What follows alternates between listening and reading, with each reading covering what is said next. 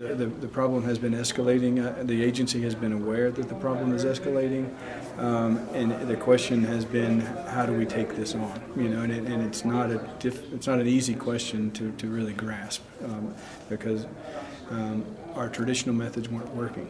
And so, you know, we've always used liberalizing seasons as a means to control the population. And then we find ourselves learning that no matter how much we liberalize, we couldn't get any more liberal because it was a 365-day season, no limit either sex. And so if you saw a hog, you could take a hog as long as you had a hunting license and it was legal hunting hours.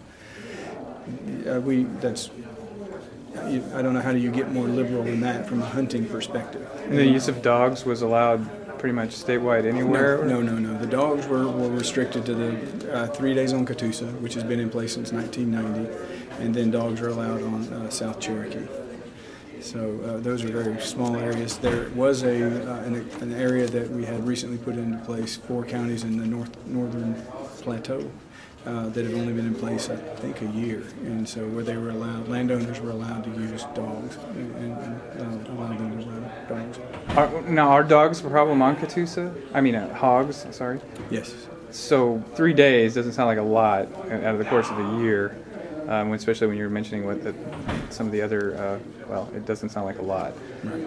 It could have been a lot more liberal, it would seem, if you were going to let, you know, you could, I mean, what's the kind of response to that? I mean, dog hunting it's an effective way to find a hog, but it's not an effective way to eradicate hogs. And so, we have 400 hunters a day on those 3-day hunts, and they take an average of 12 hogs. So you have 400 hunters that produce 12, harvest 12 animals, and so it just doesn't show up as effective. And we've traditionally, you know, up until this year when we changed our regulations, it's been a opportunity. It's been a traditional harvest the surplus, type wildlife management approach, where we want sustained harvest and sustainable management.